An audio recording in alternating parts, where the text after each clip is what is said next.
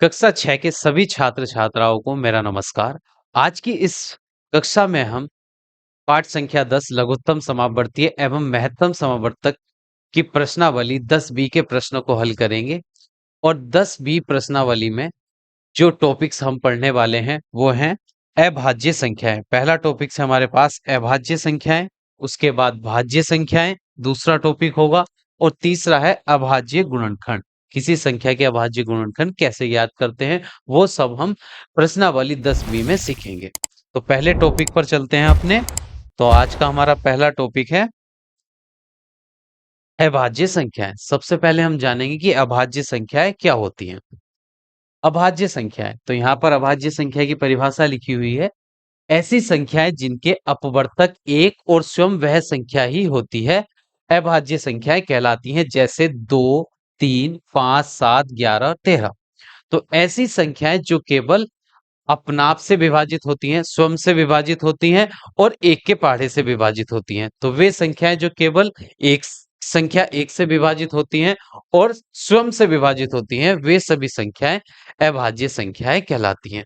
और किसी संख्या के वर्तक हम कैसे ज्ञात करते हैं, ये हमने पिछली कक्षा 10 बी, जब हमने 10 ए पिछली कक्षा में हल किया था वहां पर सीखा था कि किसी संख्या के अपवर्तक कैसे ज्ञात करते हैं।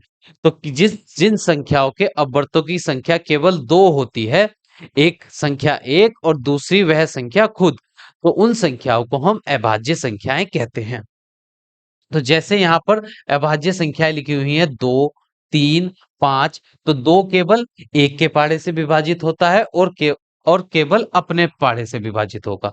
तो 2 केवल एक से विभाजित हो रहा है और संख्या 2 से विभाजित है। उसके बाद संख्या 3 जो है ये भी केवल एक से विभाजित होगी, एक के पहाड़े में 3 आएगा 3 बार और 3 के पहाड़े में 3 आएगा 1 बार।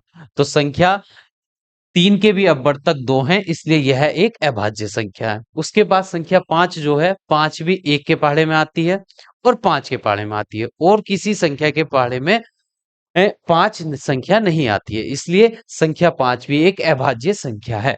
उसके बाद 7, तो 7 एक से विभाजित होती है और स्वयं से विभाजित होती है, इसलिए 7 भी एक अभाज्य संख्या है। 11, 13 और ये सभी संख्याएं अभाज्य संख्याएं हैं, क्योंकि ये सभी संख्याएं एक से विभाजित होती हैं या स्वयं से विभाजित होती है।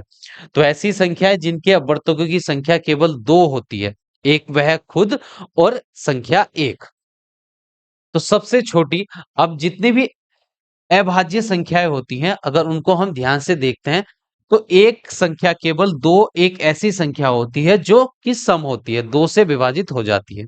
तो जितनी भी अभाज्य संख्याएं हैं उनमें से केवल सम संख्या एक है और सभी संख्याएं होती हैं विषम। वे किसी जो 2 को छोड़कर जितनी भी अभाज्य संख्याएं होती हैं वो 2 से विभाजित नहीं होती है, इसलिए वे विषम संख्याएं होती हैं। तो इन सभी अभाज्य संख्याओं में केवल 2 एक सम संख्या है और जितनी भी अभाज्य संख्याएं होती हैं सभी विषम संख्याएं होती हैं। तो कुछ महत्वपूर्ण प्रश्न है अभाज्य संख्याओं से संबंधित।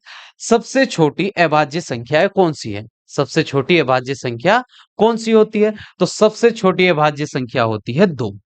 तो 2 सबसे छोटी अभाज्य संख्या है। उसके बाद दूसरा प्रश्न होता है सबसे छोटी सम अभाज्य संख्या कौन सी है? अगर हम सभी अभाज्य संख्याओं को 2 संख्याओं में विभाजित कर लें, एक सम संख्या और एक विषम संख्या है, तो इनमें केवल 2 ही एक ऐसी संख्या है जो सम संख्या होती है और सभी विषम संख्याएं होती हैं। तो 2 केवल एक ही है और यही सबसे छोटी सम संख्या होगी। तो 2 सबसे छोटी सम अभाज्य संख्या होती है। उसके बाद अगला प्रश्न आता है सबसे छोटी विषम अभाज्य संख्या कौन सी है? तो सबसे छोटी विषम अभाज्य संख्या, तो जितनी 2 को छोड़कर जितनी भी अभाज्य संख्याएं होती हैं सभी विषम होती हैं। इन सभी विषम संख्याओं में सबसे छोटा कौन सा होता है? 3। तो 3 सबसे छोटी विषम अभाज्य संख्या होती है। तो ये हो जाएगा इस प्रश्न का उत्तर। अब हम अगले टॉपिक पर चलते हैं। अगला टॉपिक है हमारा भाज्य संख्याएं। अब भाज्य संख्या की परिभाषा होती है वे संख्याएं जिनके 2 या 2 से अधिक अपवर्तक होते हैं। तो ऐसी वे सभी संख्याएं जिनके अपवर्तकों की संख्या 2 से अधिक होती है, यानी कि वे संख्याएं 2 से अधिक संख्याओं से पूरी पूरी विभाजित हो जाती हैं, उन संख्याओं को हम भाज्य संख्याएं कहते हैं। जैसे 4 है, तो 4 संख्या जो है ये 4 संख्या जो है ये 1 के पहाड़े से भी विभाजित होगी। 1 से अगर हम 4 को भाग करेंगे तो शेषफल 0 आएगा, 1 चौक हो जाएंगे 4। फिर 2 के पहाड़े से भी पूरी पूरी विभाजित होगी और 4 के पहाड़े से भी पूरी पूरी विभाजित होगी। तो संख्या 4 जो है उसके अपवर्तकों की संख्या है 2 से ज्यादा। यहाँ 1 2 3, तो संख्या 4 के अपवर्तकों की संख्या है 2 से अधिक यानी कि 3, इसलिए यह एक भाज्य संख्याएं हैं। तो जिन जिन संख्याओं के अपवर्तकों की संख्या 2 से अधिक होगी वे संख्याएं भाज्य संख्याएं कहलाती हैं। तो जैसे अगली संख्या दी गई है यहाँ पर 6, तो 6 किन किन संख्याओं से पूरी पूरी विभाजित हो जाएगी, वही संख्या इसके अपवर्तक कहलाएंगी। तो 6 1 से भी विभाजित हो जाएगा, 2 से भी, 3 के पहाड़े में भी आता है 6, और फिर 6 स्वयं से भी विभाजित होगा। तो संख्या 6 के अपवर्तकों की संख्या है 4। तो 4 तो 2 से अधिक होता है, इसलिए यह एक भाज्य संख्या है। फिर उसके बाद संख्या 8, तो संख्या 8 के अपवर्तकों की संख्या 8 1 से भी विभाजित होता है, 2 से भी विभाजित होता, 4 से भी विभाजित होता है और फिर 8 से विभाजित होता है। तो संख्या 8 के अपवर्तकों की संख्या आई है यहाँ पर 1 2 3 4। तो इसके अपवर्तकों की संख्या 2 से अधिक है, इसलिए संख्या 8 भी भाज्य संख्या है। तो वे सभी संख्याएं जिनमें अपवर्तकों की संख्या 2 से अधिक होती है उनको हम भाज्य संख्याएं कहते हैं। तो जैसे 4 6 8 9 10 ये सभी आगे तक चलते रहेंगे और ये सभी भाज्य संख्याएं हैं। अब एक प्रश्न उठता है, सबसे छोटी भाज्य संख्या कौन सी है? तो सबसे छोटी भाज्य संख्या होती है 4, क्योंकि अगर हम प्राकृतिक संख्या लिखें 1 2 3 4 5 6 आगे तक चलती रहेंगी, तो एक जो होता है, एक ना तो न अभाज्य संख्या है, न अभाज्य संख्या है और न भाज्य संख्या है, न भाज्य संख्या है। तो संख्या एक जो होती है ना भाज्य है और न ही अभाज्य है। ये अभाज्य संख्या क्यों नहीं है? अभाज्य संख्या वे संख्या होती है जिनके अपवर्तकों की संख्या 2 होती है। तो संख्या एक तो केवल एक के पाड़े से विभाजित हो रही है, कोई सी दूसरा अपवर्तक इसका है नहीं है, इसलिए यह अभाज्य संख्या भी नहीं है। और भाज्य संख्या वे होती है जिनके अपवर्तकों की संख्या 2 से अधिक होती है। तो एक का केवल एक ही अपवर्तक है, इसलिए ना ये अभाज्य न ये भाज्य संख्या है। तो दो न भाज्य संख्या होती है और न अभाज्य संख्या होती है। उसके बाद दो भाज्य संख्या है, अभाज्य संख्या है, ये केवल एक के पारे से विभाजित होती है और 2 से विभाजित होती है। संख्या 3 भी अभाज्य संख्या है, ये केवल एक के पारे से विभाजित होती है और 3 के पारे से विभाजित होती है। उसके बाद संख्या 4 जो है इसके वर्तक है 1 2 और 4, ये संख्या 2 से अधिक संख्याओं से विभाज्य है, इसलिए ये एक भाज्य संख्या है और सबसे छोटी भाज्य संख्या होती है संख्या 4। तो 4 होगा इस प्रश्न का उत्तर। अब हम अगले टॉपिक की ओर बढ़ते हैं। अगला टॉपिक है हमारा अभाज्य गुणनखंड। अभाज्य गुणनखंड किसी संख्या को अभाज्य संख्याओं के गुणन के रूप में व्यक्त करना अभाज्य गुणनखंड कहलाता है। अभाज्य गुणनखंड कहलाता है। अगर हमारे पास कोई संख्या है उसे हम अभाज्य संख्याओं के गुणा के रूप में व्यक्त कर देंगे तो वे जो गुणनखंड प्राप्त गुणन रूप उनका प्राप्त होगा वे अभाज्य गुणनखंड कहलाएंगे। जैसे यहाँ पर एक संख्या लिखी गई है 12, तो 12 को हम इस प्रकार भी लिख सकते हैं 2 गुणा 3, यानी कि 2 की गुणा 2 से करेंगे 4 और 4 की गुणा 3 से करेंगे तो आ जाएगा 12। तो 12 को हमने 2 और 3 कैसी संख्याएं होती हैं? अभाज्य संख्याएं होती हैं। तो संख्या 12 को हमने अभाज्य संख्याओं के गुणन के रूप में लिख दिया है, तो इसके गुणनखंड आ गए हैं भाज्य गुणनखंड 2 गुणा 3। उसी प्रकार संख्या 18 जो है उसके अभाज्य गुणनखंड है 2 गुणा 3, यानी कि 2 तिया 6 और 6 की गुणा 3 से करेंगे 6 तिया 18। तो ये है संख्या 18 के अभाज्य गुणनखंड। तो किसी भी संख्या को अभाज्य संख्याओं के गुणन के रूप में व्यक्त करना अभाज्य गुणनखंड कहलाता है, जिसको अंग्रेजी में प्राइम फैक्टराइजेशन बोलते हैं। तो अभाज्य गुणनखंड ज्ञात करने की प्रश्नावली 10 बी में दो विधियां हैं। पहली विधि है भाग विधि द्वारा अभाज्य गुणनखंड हम कैसे ज्ञात करते हैं। उसके बाद गुणनखंड विधि द्वारा किसी संख्या के अभाज्य गुणनखंड किस प्रकार ज्ञात करते हैं। ये सब हम इस प्रश्नावली में सीखेंगे। तो सीखते हैं कि किसी संख्या के अभाज्य गुणनखंड भाग विधि द्वारा कैसे ज्ञात करते हैं। तो यहाँ पर दो संख्या लिखी गई हैं, एक 90 है और दूसरी संख्या है 84। इन दोनों ही संख्याओं के हमें अभाज्य गुणनखंड ज्ञात करने हैं और अभाज्य गुणनखंड की किस विधि का उपयोग करेंगे हम, भाग विधि द्वारा इन दोनों संख्याओं के अभाज्य गुणनखंड हम अब ज्ञात करेंगे।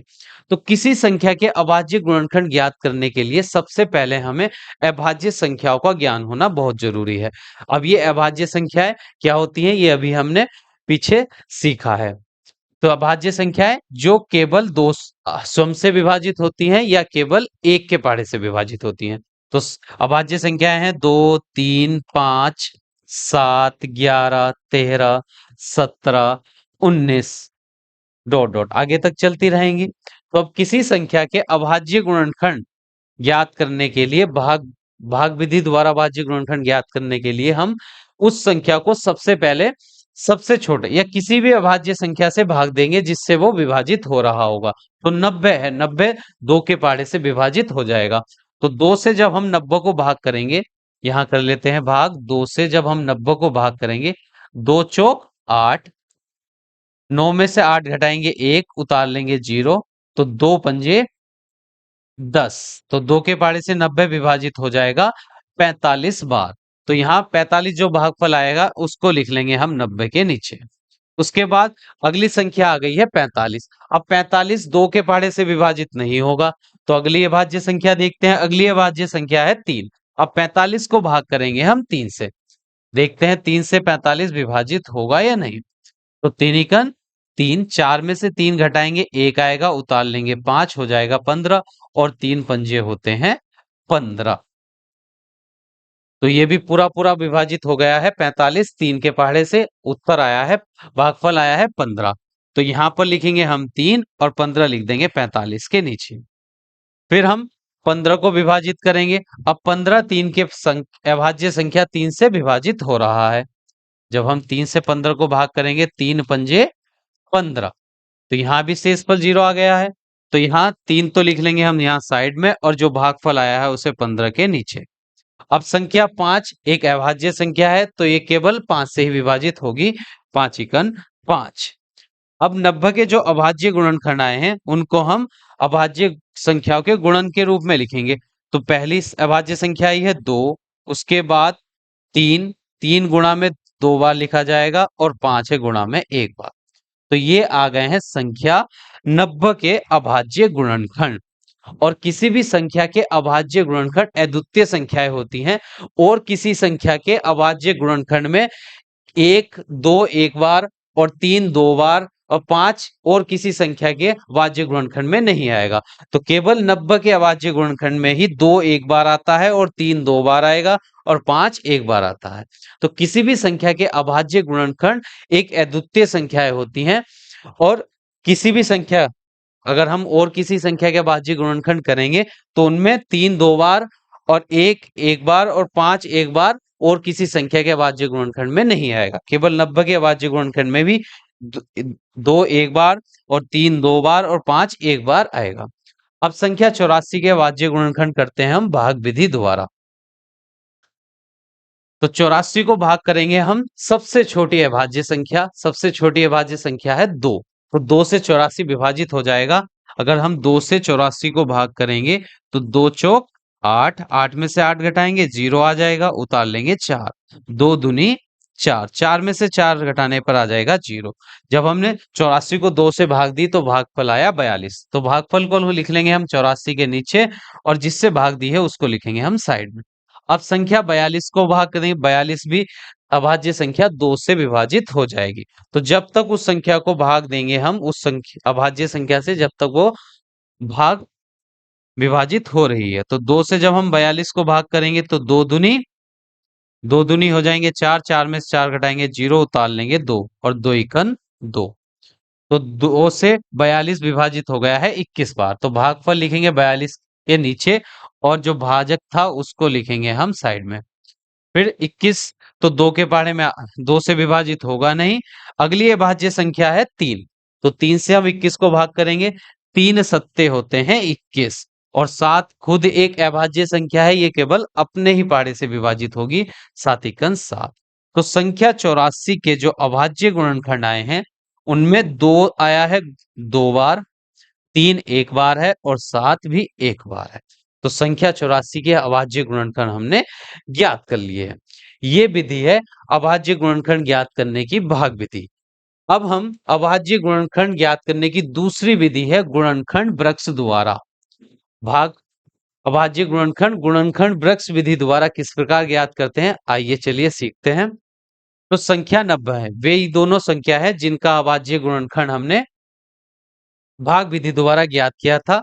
अब इन्हीं दोनों संख्याओं के अभाज्य गुणनखंड हम गुणनखंड विधि द्वारा ज्ञात करेंगे। तो संख्या 90 है, तो सबसे पहले ऐसी 2 अपवर्तक चुनने होंगे हमें 90 के, जिनकी गुणा करने पर 90 आए। तो 10 नम होते हैं 90, 10 के पहाड़े में आता है 9 बार 90, तो यहाँ लिख देंगे हम 10 और 10 नम 90। अब ये 10 और 9 जो संख्या आई है ये दोनों भाज्य संख्याएं हैं, तो अब इनके और जोड़े बनेंगे नीचे। तो 10 के भी 2। अब बताइए 10 के 2 अपवर्तक, ऐसे 2 अपवर्तक जिनकी गुणा करने पर 10 आए, तो 2 पंजे होते हैं 10। तो अब यहाँ 10 के जो अपवर्तक आए हैं उनमें दोनों अपवर्तक एक अभाज्य संख्या है, यानी कि अब 2 का नीचे की श्रृंखला नहीं बनेगी, यानी कि 2 के नीचे वृक्ष नहीं बनेगा आगे। उसके बाद 2, अब ये संख्या 9 है। अब 9 के ऐसे 2 गुणनखंड अपवर्तक देखेंगे जिनकी गुणा करने पर 9 आए, तो 3 तिया होते हैं 9। अब ये सभी जो गोले बने हैं नीचे, ये इन सभी गोलों में अभाज्य संख्याएं आ गई हैं। इन सभी गोलों में अभाज्य संख्याएं आ गई हैं, तो इनको आगे अब इनके अपवर्तक हम नहीं ढूंढेंगे। तो 2 आया है एक बार, 2, फिर उसके बाद 2 से बड़ी अभाज्य संख्या लिखेंगे हम, 3 आया है 2 बार, 3 गुणा 3 और 5 आया है एक बार। तो 90 के जो अभाज्य गुणनखंड आए हैं गुणनखंड वृक्ष विधि द्वारा वे हैं 2 गुणा 3 गुणा 3 गुणा 5, और यही अभाज्य गुणनखंड हमने भाग विधि द्वारा ज्ञात किए थे। यहाँ भाग विधि द्वारा 2 एक बार था, 3 2 बार था और 5 भी एक बार था। तो यही अभाज्य गुणनखंड हमने गुणनखंड वृक्ष विधि द्वारा ज्ञात किए हैं। अब संख्या 84 के अभाज्य गुणनखंड हम ज्ञात करेंगे गुणनखंड वृक्ष विधि द्वारा। तो इसके नीचे 2 गोले बना लेंगे और 84 देखेंगे, 84 के ऐसे 2 अपवर्तक ज्ञात करेंगे जिनकी गुणा करने पर 84 आए। अब हम सबसे पहले देखेंगे किस पहाड़े में 84 आता है। ठीक है, जिस पहाड़े में 84 आएगा एकदम से उसकी गुणा कर देंगे।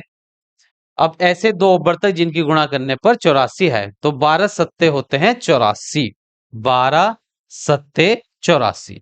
अब यहाँ 12 एक भाज्य संख्या है, ये इसके अपवर्तक होंगे 2 से अधिक, और 7 एक अभाज्य संख्या है, तो जो अभाज्य संख्या आ जाएगी गोले में उसके हम गोले नीचे 2 गोले नहीं बनाएंगे। अब 12 के वो तो आ गई है 7 अभाज्य संख्या, अब 12 के 2 ऐसे अपवर्तक देखने हैं जिनकी गुणा करने पर 12 आए, तो 4 तिया होते हैं 12, तो 4 एक गोले में लिख लेंगे और 3 दूसरे गोले में।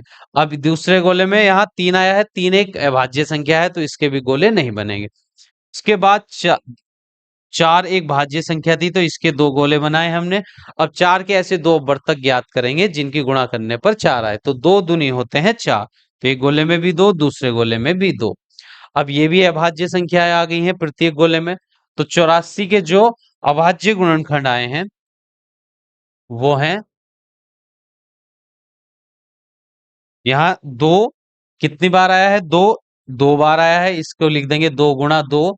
उसके बाद 3 एक बार आया है 3, और गुणा 7 भी आया है एक बार। तो यही अभाज्य गुणनखंड हमने भाग विधि द्वारा ज्ञात किए थे 84 के। 2 2 बार था, 3 एक बार था और 5 भी एक बार था। और यहाँ भी गुणनखंड वृक्ष विधि द्वारा 84 के अभाज्य गुणनखंड आए हैं, 2 2 बार है, 3 एक बार है और 7 भी एक बार है।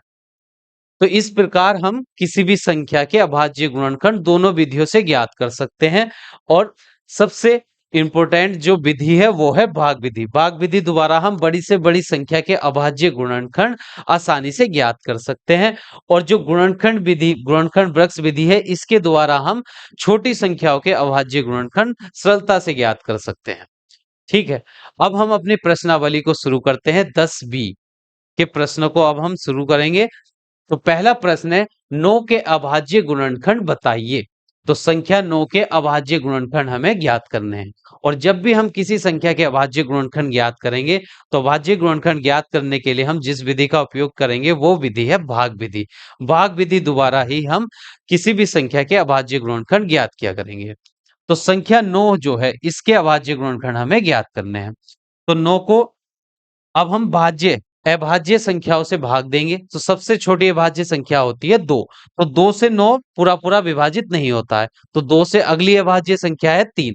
3 से 9 विभाजित हो जाएगा 3 बार, 3 तिया 9, और 3 3 से ही विभाजित होगा 1 बार। तो 9 के अभाज्य गुणनखंड आए हैं, 3 आया है 2 बार, यानी कि 3 गुणा 3। तो लिख देंगे यहां पर 9 के अभाज्य गुणनखंड, अभाज्य गुणनखंड आए हैं 3 गुणा 3।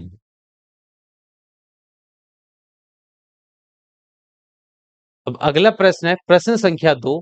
यदि किसी संख्या के अभाज्य गुणनखंड 2, 2 और 3 है तो संख्या बताइए।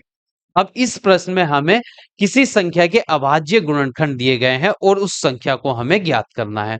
तो हमें ध्यान रखना है, जब भी किसी संख्या के अभाज्य गुणनखंड दिए जाएं और वह संख्या हमें ज्ञात करनी हो, तो जितने भी अभाज्य गुणनखंड दिए जाएंगे उन सब की हम गुणा कर देंगे, और गुणा करने के बाद जो संख्या प्राप्त होगी वह वही संख्या होगी जिसके वे अभाज्य गुणनखंड हैं। तो यहां पर किसी संख्या के अभाज्य गुणनखंड दिए गए हैं, अभाज्य गुणनखंड। तो भाज्य गुणनखंड को हम गुणा के रूप में लिखते हैं भाज्य संख्याओं को। तो यहां पर 2 बार तो है 2 और 1 बार है 3। तो अब संख्या ज्ञात करने के लिए किसी संख्या के अभाज्य गुणनखंड है, तो जब हम संख्या ज्ञात करेंगे और जब हमें किसी संख्या के अभाज्य गुणनखंड दिए गए हों, तो उन सभी अभाज्य गुणनखंड की हम कर देंगे गुणा। 2 की गुणा 2 से और गुणा 3। तो 2 दूनी होते हैं 4, और फिर 4 की गुणा करेंगे हम 3 से, तो हो जाएगा 4 तिया 12। तो 4 तिया 12। तो संख्या 12 के अभाज्य गुणनखंड है 2 गुणा 2 गुणा 3। तो वह संख्या कौन सी है जिसके अभाज्य गुणनखंड 2 2 3 है? तो वह संख्या है 12। ये हो गया इस प्रश्न का सही उत्तर। अब अगले प्रश्न पर चलते हैं। प्रश्न संख्या 3। एक संख्या के गुणनखंड 8 और 3 है, उसके अभाज्य गुणनखंड बताइए। तो किसी संख्या के अभाज्य के गुणनखंड दिए गए हैं और गुणनखंड से हमें उस संख्या के अभाज्य गुणनखंड ज्ञात करने हैं। तो पहले हम संख्या के गुणनखंड लिख लेते हैं। संख्या के गुणनखंड, गुणनखंड वे हैं 8 और 3। अब किसी संख्या के दो गुणनखंड यहां पर दिए गए हैं, एक 8 है और 3 है। इनमें 3 तो अभाज्य संख्या है, पर 8 जो है एक भाज्य संख्या है। तो अभाज्य गुणनखंड लिखने के लिए हम किसी भी अभाज्य गुणनखंड में केवल अभाज्य संख्या को ही गुणा के रूप में लिखते हैं, पर यह संख्या कौन सी है? भाज्य। तो अब इस 8 के अभाज्य गुणनखंड हम ज्ञात करेंगे। अभाज्य गुणनखंड, अभाज्य गुणनखंड। तो संख्या 8 जो है, 8 एक भाज्य संख्या है, तो इसके पहले हम अभाज्य गुणनखंड करते हैं। 8, 8 को 2 से भाग करेंगे, 2 चौक 8, फिर 2 से भाग करेंगे, 2 दूनी 4, फिर 2 से भाग करेंगे, 2 एकन 2। तो 8 के जो अभाज्य गुणनखंड आया है उनमें 2 आया है 3 बार। तो यहां लिखेंगे 2 गुणा 2 गुणा 2। उसके बाद उस संख्या का एक अपवर्तक दिया गया है 3। तो 3 एक अभाज्य संख्या है, तो ये जैसा था वैसे ही आ जाएगा। तो किसी संख्या के जब हमें गुणनखंड दिए जाएं और उनके अभाज्य गुणनखंड ज्ञात करने हो, तो जितनी भी अभाज्य संख्या होंगी उनको तो हम गुणा में जैसे था वैसे ही लिख लेंगे, और जो भाज्य संख्या होंगी उनके पहले हम गुणनखंड, अभाज्य गुणनखंड करेंगे और फिर गुणा के रूप में लिखेंगे। तो ये हो गए उस संख्या के अभाज्य गुणनखंड। अब अगले प्रश्न पर चलते हैं। प्रश्न संख्या 4। यहां यहाँ 60 के लिए भिन्न भिन्न गुणनखंड वृक्ष दिए गए हैं, इनमें अज्ञात संख्याओं को अपनी अभ्यास पुस्तिका पर लिखिए। तो यहाँ पर एक संख्या है 60 और 60 के दो तरीके से गुणनखंड वृक्ष दिए गए हैं, जिनमें रिक्त स्थान पे जो संख्या छूट गई है उनको हमें भरना है। तो यहाँ पर देखो 60 60 के दो अवर्तक लिखे पहले वाले में 6 ढाई 60, क्योंकि 6 की गुणा 10 से करेंगे आ जाएगा 60। तो 6 एक अभाज्य संख्या है, भाज्य संख्या है, इसलिए इसके दो गोले और बनेंगे। और 10 भी एक भाज्य संख्या है, तो इसके भी दो गोले बनेंगे। तो अब 6 की गुणा, अब 6 के ऐसे दो अवर्तक जिनमें से एक, जिनकी गुणा करने पर 6 आए और उनमें से एक हो 2, तो 2 की गुणा किससे करेंगे जो 6 आ जाएगा, तो 2 तिया होते हैं 6। तो इस वाले गोले में जो संख्या भरी जाएगी वो होगी 6। यहां जो संख्या भरी जाएगी वो आएगी 2 तिया 6। तो दूसरे वाले गोले में भरा जाएगा 3, क्योंकि 2 तिया हो जाएंगे 6। अब संख्या 10 जो थी वो एक भाज्य संख्या थी, तो इसके भी दो गोले बनाए। और इसके ऐसे दो अवर्तक हम लिखेंगे इन गोलों में जिनकी गुणा करने पर 10 आए। तो दोनों अवर्तक में से एक 5 है, तो बताइए 5 की गुणा 2 से कर किस संख्या से गुणे जिससे 10 आ जाए, तो 5 दूनी होते हैं 10। तो इस गोले में भरा जाएगा 2। उसके बाद संख्या 60 के दो अभाज्य दूसरी विधि द्वारा ब्रज गुणनखंड वृक्ष दिया गया है, उसमें 60 के दो गुणनखंड लिखे गए हैं, एक है 30 और दूसरा गुण अवर्तक हमें लिखना है। तो 60 की गुणा 30 की गुणा हम किस संख्या से करें जिससे 60 आ जाए, तो 30 दूनी होते हैं 60। तो इस गोले में आ जाएगी संख्या 2। अब 2 तो भाज्य अभाज्य संख्या है, इसलिए 2 के गोले नहीं बनेंगे। 30 भाज्य संख्या है, तो इसके दो गोले बन गए हैं यहाँ पर। और एक गोले में लिखा हुआ है 10, तो यानी कि संख्या 30 जो है कि दो अवर्तक, ऐसे दो अवर्तक जिनकी गुणा करने पर 30 आए, तो जिनमें से एक अवर्तक है 10, तो 10 की गुणा किस संख्या से करेंगे जिससे 30 आ जाए, तो 10 की गुणा करनी होगी हमें 3 से, 10 तिया 30। अब संख्या 10 के दो अभाज्य गुणनखंड हमें करने हैं। 10 के दो अभाज्य गुणनखंड है ऐसे दो अवर्तक जिनकी गुणा करने पर 10 आए, तो 5 दूनी होते हैं 10। 5 एक कोष्टक गोले में आ जाएगा और 2 आ जाएगा दूसरे कोष्टक में। तो यहाँ पर जो रिक्त स्थान दिए गए थे वृक्ष गुणनखंड वृक्ष में, वो हमने लिख भर दिए हैं। अब अगले प्रश्न पर चलते हैं। प्रश्न संख्या 5, 4 अंकों की सबसे बड़ी संख्या लिखिए और उसे अभाज्य गुणनखंड के रूप में व्यक्त कीजिए। तो सबसे पहले हमें 4 अंकों की सबसे बड़ी संख्या लिखनी है और फिर उसके अभाज्य गुणनखंड ज्ञात करने हैं। तो पहले हम लिखते हैं 4 अंकों की सबसे बड़ी संख्या, सबसे बड़ी संख्या। तो 4 अंकों की सबसे बड़ी संख्या होती है 9999। 9999। तो किस 4 अंक की सबसे बड़ी संख्या में 4 बार आता है 9। अब इस संख्या के अभाज्य गुणनखंड हमें ज्ञात करने हैं। तो अभाज्य गुणनखंड ज्ञात करते हैं हम भाग विधि द्वारा 9999 के। अब जब अभाज्य गुणनखंड ज्ञात करेंगे तो यह संख्या एक विषम संख्या, तो 2 से विभाजित तो होगी नहीं, ये होगी 3 से। 3 से विभाजित करेंगे, 3 तिया 9, 3 तिया 9, 3 तिया 9 और 3 तिया 9। फिर ये संख्या दोबारा से भी 3 से विभाजित होगी, तिनिकन 3, तिनिकन 3, तिनिकन 3 और तिनिकन 3।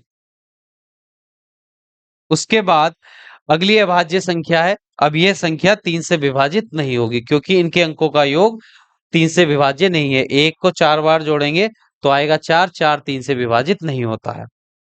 उसके बाद अब हम इसको अगली अभाज्य संख्या 5 से भाग करके देखते हैं। तो 5 से वही संख्या विभाजित होती है जिनमें इकाई के स्थान पर 0 होता है, 0 या 5। तो यहाँ पर 1 है, इसलिए यह 5 से विभाजित नहीं होगी। फिर अगली अभाज्य संख्या देखते हैं 7। तो 7 से विभाजित देखते हैं हुई या नहीं। तो 11 है, 7 इकन 7, बचेंगे 4 और ये हो जाएंगे 7 से भी विभाजित यह नहीं होगी। फिर 11 से ही विभाजित होगी। तो 11 से जब 11 कन 11 और 1 में पढ़ा जाएगा नहीं, तो इसका लगा देंगे 0 और फिर ये हो जाएगा 11, 11 कन 11। और 101 भी एक अभाज्य संख्या है। 101 केवल 101 के ही पहाड़े से विभाजित होती है। तो यहाँ पर 999 के अभाज्य गुणनखंड आ गए हैं, इनको हम यहाँ लिख लेते हैं। 999, 9999 के 3 से विभाग, पहले भाग करी 3 से तो 3 आ गया 4 बार, फिर 3 से 1 1 1, फिर 11 से विभाग भाग करी, 11 कन 11 और 1 का लगाया 0, 11 कन 11, और फिर 101 जो होता है यह भी अभाज्य संख्या है, तो ये केवल अपने ही पाड़े से विभाजित होगा एक बार। तो 999 के जो अभाज्य गुणनखंड आए हैं वो हैं 3, 9999 के जो अभाज्य गुणनखंड है वो है 3 गुणा 3 गुणा 11 गुणा 101। तो ये हो गए 4 अंकों की सबसे बड़ी संख्या के अभाज्य गुणनखंड। अब अगले प्रश्न पर चलते हैं। प्रश्न संख्या 6, 5 अंकों की सबसे छोटी संख्या लिखिए और उसे अभाज्य गुणनखंड के रूप में व्यक्त कीजिए। अब इस प्रश्न में हमें 5 अंकों की सबसे छोटी संख्या लिखनी है, तो पहले हम लिख लेते हैं 5 अंकों की सबसे छोटी संख्या। तो 5 अंकों की जब हम सबसे छोटी संख्या लिखेंगे तो पहला अंक आएगा उसमें 1 और 4 लगा देंगे 0, 1 2 3 4, तो ये हो गए हैं 5 अंक। 5 अंक की सबसे छोटी संख्या। 5 अंक की सबसे छोटी संख्या कौन सी आई है? 10,000। तो 5 अंक की सबसे छोटी संख्या है 10,000। 5 अंक की सबसे छोटी संख्या 10,000। अब इस संख्या के अभाज्य गुणनखंड हमें ज्ञात करने हैं, तो यहां पर कर लेते हैं 10,000 के अभाज्य गुणनखंड। तो 2 से विभाजित हो जाएगा 10,000, 2 पंजे 10, उसके बाद 3 जीरो जैसे थे वैसे ही उतर जाएंगे। फिर 2 से भाग करेंगे हम 5,000 को, तो 2 दूनी 4, एक बचा हो गया 10, 2 पंजे 10, फिर 2 जीरो जैसे थे वैसे ही आ जाएंगे। फिर 2 से भाग करेंगे, 2 एकन 2, 2 दूनी 4, एक बचा 2 पंजे 10 और फिर 1 जीरो। उसके बाद 2 से दोबारा विभाजित हो जाएगा, 2 छंग 12, 2 दूनी 4 और फिर एक बचा 2 पंजे 10। 625 2 के फाड़े से विभाजित नहीं होगा और ना ही 3 से विभाजित होगा, ये होगा 5 से विभाजित, क्योंकि इकाई के स्थान पर 5 है। तो 5 एकन 5 का पहाड़ा 6 में जाएगा एक बार, 5 एकन 5 उतार लेंगे, बचेगा 1, हो जाएंगे 12। तो 5 दूनी 10, 12 में से 10 घटाएंगे 2 बचेगा, उतारेंगे 5, 25। तो 5 पंजे 25। फिर 125 जो आया है, 125 विभाजित होगा 5 से, 5 दूनी 10, 12 में से 10 घटाएंगे 2 और उतारेंगे 5, 5 पंजे 25। फिर 25 विभाजित होगा 5 के पाड़े से, 5 पंजे 25 और 5 एकन 5। तो 10,000 के अभाज्य गुणनखंड जो आए हैं वो हैं, 2 आया है, 1 2 3 4 बार, 4 बार तो है 2, 4 बार है 2। उसके बाद 5 आया है 4, 5 ही बार 4 आया, 5 4 बार ही 5 आया है। तो 5 गुणा 5 गुणा 5 गुणा 5, तो ये हो गए 5 अंकों की सबसे छोटी संख्या के अभाज्य गुणनखंड।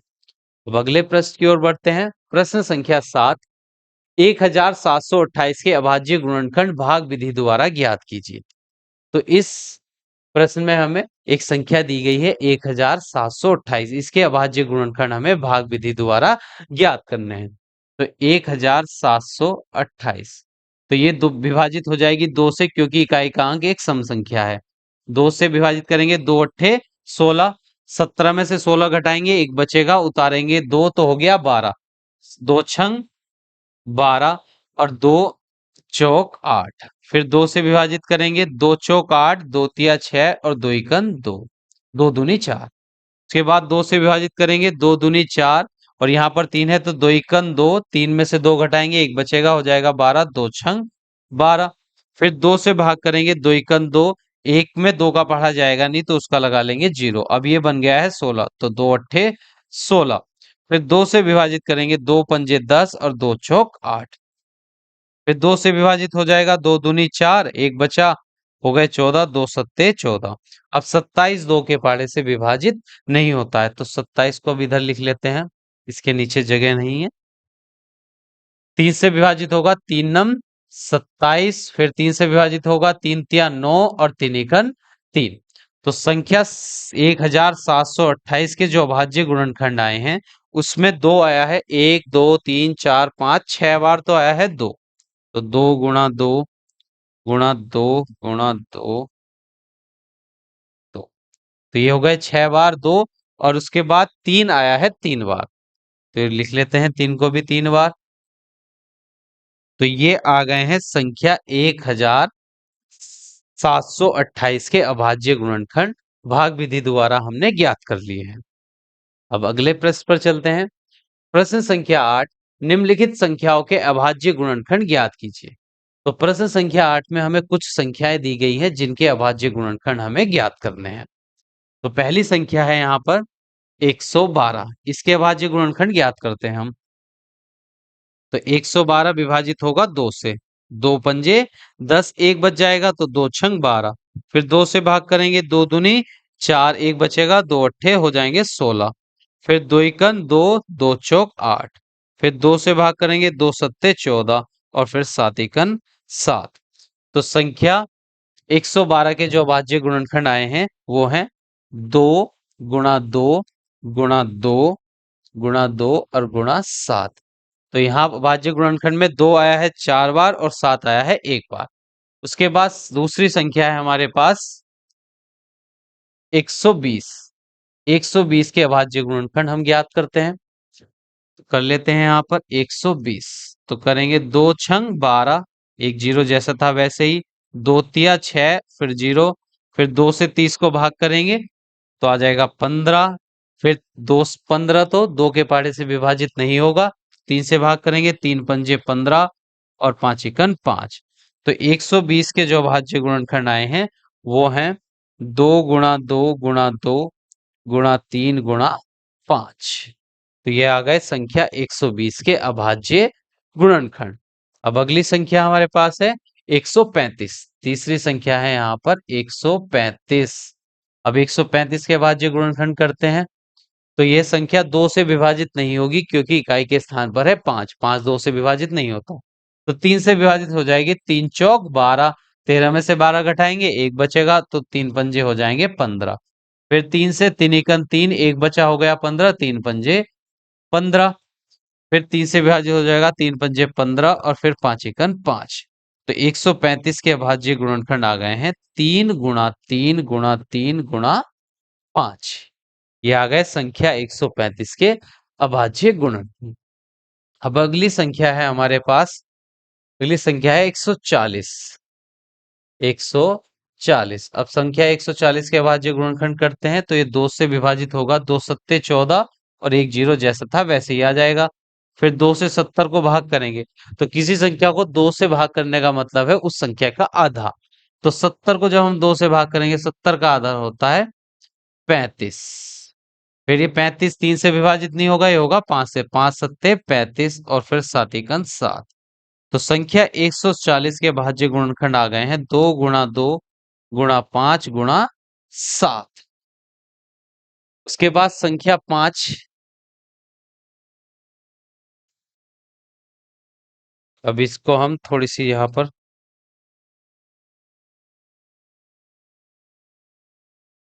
150 के अभाज्य गुणनखंड ज्ञात करेंगे। अब हम तो पांचवी संख्या है यहाँ पर 150। तो ये 2 से विभाजित हो जाएगा, 2 सत्ते 14, एक बचेगा, हो गया 10, 2 पंजे 10। फिर ये 3 से पहाड़े से विभाजित हो जाएगा, 3 दूनी 6, 7 में 6 घटाएंगे, एक बचेगा और 3 पंजे हो जाएंगे 15। फिर 5 से भाग करेंगे, 5 पंजे 25 और 5 एकन 5। तो संख्या 150 के भाज्य गुणनखंड आ गए हैं 2 गुणा 3 गुणा 5 गुणा 5। अब अगली संख्या है हमारे पास, अगली संख्या है यहाँ पर 1228। तो 1228 के भाज्य गुणनखंड ज्ञात करते हैं। संख्या 6 1228 करते हैं 1228 के।